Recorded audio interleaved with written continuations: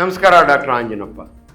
ಕಾಯಿಲೆಗಳ ಬಗ್ಗೆ ಮಾತನಾಡುವಾಗ ನಾವು ಎರಡು ಪದ ಯೂಸ್ ಮಾಡ್ತೀವಿ, communicable disease and non communicable disease. ಇವತ್ತು ಈ ವಿಚಾರ ಯಾಕೆ ಮಾತಾಡ್ತಿದ್ದೇನೆ ಅಂದರೆ ಆಲ್ರೆಡಿ ಪೇಪರ್ನಾಗೆಲ್ಲ ಸುದ್ದಿ ಇದೆ, ಮಾಧ್ಯಮದಲ್ಲಿ ಸುದ್ದಿ ಇದೆ. ಕೇರಳದಲ್ಲಿ ಲೂಸ್ ಮೋಷನ್ಸ್ನಿಂದ 3ಕ್ಕೂ ಹೆಚ್ಚು ಡೆತ್ ಆಗಿದೆ ಅಂತ. ಫಸ್ಟ್ ಒಂದು ಮಗು ಯಂಗ್ ಚೈಲ್ಡ್ ಸತ್ತೋಯ್ತು. ಆಮೇಲೆ ಇದು ಈ ಡಯೇರಿಯಾ ಕಾರಣ ಏನು ಅಂತ, ಅದರೊಳಗಾಗಿ ಶೀಗೆಲ್ಲೋಸಿಸ್ ಅದರಿಂದ ಸತ್ತಿದೆ ಅಂತ ಸುದ್ದಿ ಬರ್ತಾ ಇದೆ.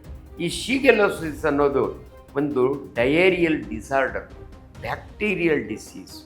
ನೀವು ನೋಡಿ, ಸಮ್ಮರ್ನ ಯೂಶ್ವಲಿ ಲೂಸ್ ಮೋಷನ್ಸ್ ಆಗೋದು ಕಾಲರಾಯಿಂದ, ಅದು ಕೂಡ ಒಂದು ಬ್ಯಾಕ್ಟೀರಿಯಲ್ ಡಿಸೀಸು. ಇದು ಒಬ್ಬರಿಂದ ಒಬ್ಬರಿಗೆ ಹರಡೋದ್ರಿಂದ ಇದನ್ನು ಕಮ್ಯುನಿಕೇಬಲ್ ಡಿಸೀಸ್ ಅಂತೀವಿ. ಅದಕ್ಕೆ ಪಬ್ಲಿಕ್ ಹೆಲ್ತ್ನಲ್ಲಿ ಯಾವಾಗಲೂ ಎಚ್ಚರಿಕೆ ಕೊಡ್ತಾರೆ, ಬಿ ಕೇರ್ಫುಲ್, ನಿಮಗೂ ಬರ್ಬೋದು ಅಂತ. ಹೆಂಗೆ ಬರುತ್ತೆ ಅಂದರೆ ಇದು contaminated water, contaminated food. And particularly travellers, ನೀವು ಕೇರಳಕ್ಕೆ ಹೋಗಿರ್ತೀರಿ, ಅಲ್ಲಿ ಸ್ವಿಮ್ಮಿಂಗ್ ಪೂಲ್ನಲ್ಲಿ ಸ್ವಿಮ್ ಮಾಡ್ತೀರಿ ಅಥವಾ ನದಿ ಒಳಗೆ ಮುಳುಗ್ತೀರಿ ಅಥವಾ ಆ ನೀರನ್ನು ಕುಡಿತೀರಲ್ಲ ನೋಡಿ. Particularly running water, clean water ಅಂದರೂ ಕೂಡ ಈ ನದಿ ನೀರು ಮೇಲ್ಗಡೆ ಯಾರೋ ಡಿಫಿಕೇಷನ್ ಮಾಡಿದರೆ ನಿಮ್ಮ ಬಾಯಿಗೆ ಬರುತ್ತೆ. ಸೊ ಬಾಟಮ್ ಟು ಮೌತ್ ಅಂತೀವಿ ನಾವು. ಆದ್ದರಿಂದ ದಯವಿಟ್ಟು ಈ ಶೀಗೆಲ್ಲೋಸಿಸ್ ಯಾಕೆ ಮೋರ್ ಡೇಂಜರಸ್ ದ್ಯಾನ್ ಕಾಲರಾ ಅಂದರೆ, ಇದೊಂದು ಬ್ಯಾಕ್ಟೀರಿಯಲ್ ಡಿಸೀಸ್ ಆದರೂ ಕೂಡ ಭಾಳ ಬೇಗ ಲೂಸ್ ಇನ್ಫೆಕ್ಷನ್ ಆಗಿ ಡಿಹೈಡ್ರೇಷನ್ ಆಗುತ್ತೆ ಆ್ಯಂಡ್ ಟಾಕ್ಸಿಕ್ ಆಗ್ತದೆ, ಟಾಕ್ಸೇಮಿಯಾ ಅಂತೀವಿ ನಾವು. ಸೊ ಅದಕ್ಕೆ ಪ್ರಿಕಾಷನ್ ಏನು ಇಂಪಾರ್ಟೆಂಟ್ ಅಂದರೆ, ನೀವು ಹೊರಗಡೆ ಹೋದಾಗ ದಯವಿಟ್ಟು ಪೋರ್ಟಬಲ್ ವಾಟರ್ ಅಂದರೆ ಒಳ್ಳೆ ನೀರನ್ನು ಅಥವಾ ಕಾಯಿಸಿ ಆರಿಸಿದ ನೀರನ್ನು, ಫುಡ್ ವಾಟರ್ ಅಷ್ಟೇ ಅಲ್ಲ, ಆಹಾರದಲ್ಲಿ ಕೂಡ ನೀವು ಹೊರಗಡೆ ತಿಂದಾಗೆ ಆ ಸರ್ವ್ ಮಾಡೋನು ಏನಾದರೂ ಆ ಇನ್ಫೆಕ್ಷನ್ ಇದ್ದರೆ ಅವ್ನು ಸರಿಯಾಗಿ ಕೈ ತೊಳೆದಿಲ್ಲ, ಉಗುರು ಕಟ್ ಮಾಡಿಲ್ಲ ಅಂದರೆ ಅದರೊಳಗೆ ಬರುತ್ತೆ. ಇದಕ್ಕಿಂತ ಮೋರ್ ಕಾಮನ್ ಡಯೇರಿಯಲ್ ಡಿಸೀಸ್ ಅಂದರೆ ಅಮೀಬಿಯಾಸಿಸ್, ಅಮೀಬಿಕ್ ಇನ್ಫೆಕ್ಷನ್ ಅಂತೀವಿ. ಇದು ಭಾಳ ಕಾಮನ್, ಬಟ್ ಯೂಶ್ವಲಿ ಸಾವು ನೋವಾಗಲ್ಲ, ರಕ್ತಭೇದಿ ಆಗುತ್ತೆ, ಹೊಟ್ಟೆ ನೋವು ಬರುತ್ತೆ. ಅದು ಶೀಗೆಲ್ಲೋಸಿಸ್ನಲ್ಲಿ ಹಂಗಲ್ಲ. ಡಯೇರಿಯಾ, ಕ್ರ್ಯಾಂಪ್ ಲೈಕ್ ಪೇಯ್ನ್, ಹೊಟ್ಟೆ ಹಿಂಡಿದಂಗೆ ಆಗುತ್ತೆ. ಸೊ ಹಂಗಾಗಿ ಲಕ್ಕಿಲಿ ವಾಮಿಟಿಂಗ್ ಜಾಸ್ತಿ ಇರಲ್ಲ. ಸೊ ಹಂಗಾಗಿ ಇಂಥ ಪೇಷಂಟ್ಸ್ನ ಮೋರ್ ಫ್ಲೂಯಿಡ್ಸ್ ಕೊಡಬೇಕಾಗುತ್ತೆ.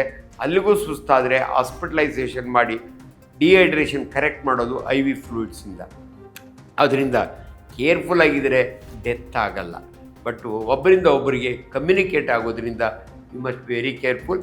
ಕೇರಳದಿಂದ ಕರ್ನಾಟಕಕ್ಕೆ ಬರ್ಬೋದು, ಎಲ್ಲಿಂದ ಎಲ್ಲಿಗೂ ಬರ್ಬೋದು, ಅದು ಕ್ಯಾರಿ ಆಗುತ್ತೆ infection.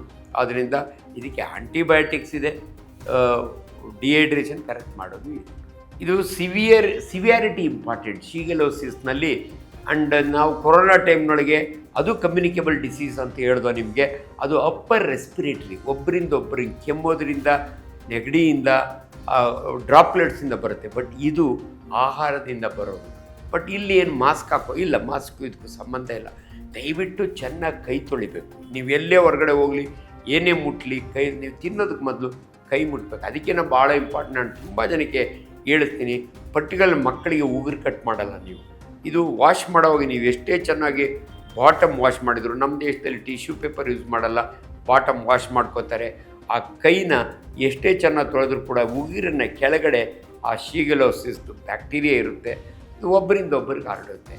So food servers outside ನೀವು ತಿನ್ನೋವಾಗೆ ನಿಮ್ಮ ಇನ್ನೂ ಆಹಾರ ಬಿಸಿ ಇಲ್ದಿದ್ರೆ ನೋಡಿ, hot food is always good.